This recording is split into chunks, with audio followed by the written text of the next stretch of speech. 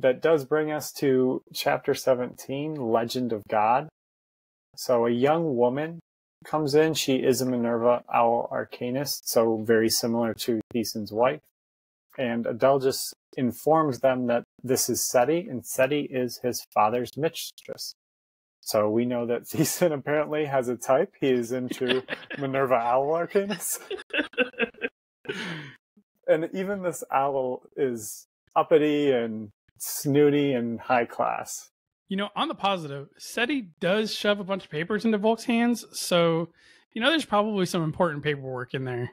The true source of power right there. So Setti also mentions the Autarch and the second ascension, which are two things that we're kind of coming up towards the end of the last book, so likely Theasin's involved in, to some extent, some of this ploy. So to get rid of her, Karna does end up sending her on an impossible mission to go learn more about frost snails. And she does say afterward that frost snails don't actually exist. She just wanted to mess with her. I love this. Like, I love Karna's character because the fact that she sends Setti on this ridiculously impossible mission just to do it for the sake of doing it. Like, good job. I applaud that. Yes, and she is all about the pranks. She's cutting out the pockets of his coat. She's making his chair wobbly by like whittling down the edges. So she's doing everything she can to just annoy the man in the tiniest ways possible.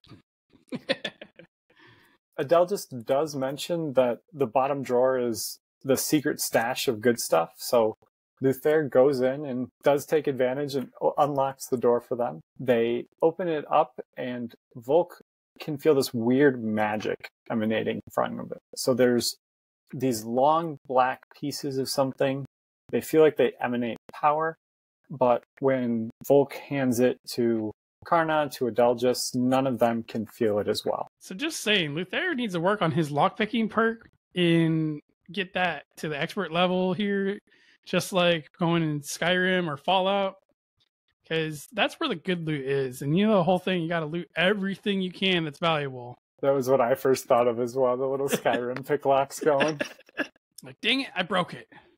And Luther even said in the very first book that he doesn't want to be the type of person that goes and picks locks and stuff and sneaks into areas like a thief. Just saying, Luther, not making the best example for yourself. No, it's desperate times at this point.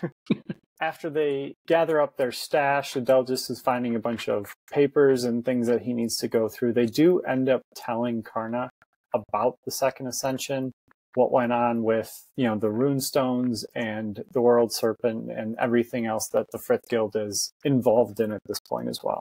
And with that concludes this week's episode. We want to thank everybody for listening and to remind everybody that we do post a new episode every Wednesday morning around 11 Eastern, 10 Central, and 8 Pacific Standard.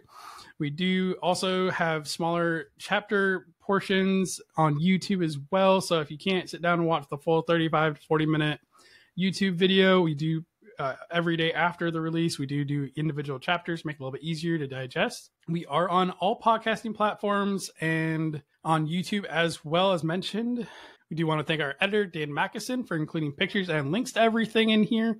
He does quite a lot of work for us, and we do really appreciate what he does for us. If you want to reach out, you can send us an email at frithguildpod@gmail.com or on Facebook or pretty much any other social media platform. You can look us up at Frith Guild Podcast. And we do want to thank Frith Chronicles Wiki, as it is an amazing resource. We use it quite a lot when we're looking at our bestiary section. Just want to mention that a link to everything is down in the description section below for both podcasts and YouTube. Thanks all for listening. It's like going from Ocarina of Time to Majora's Mask. You got your main storyline, and then you got your side quest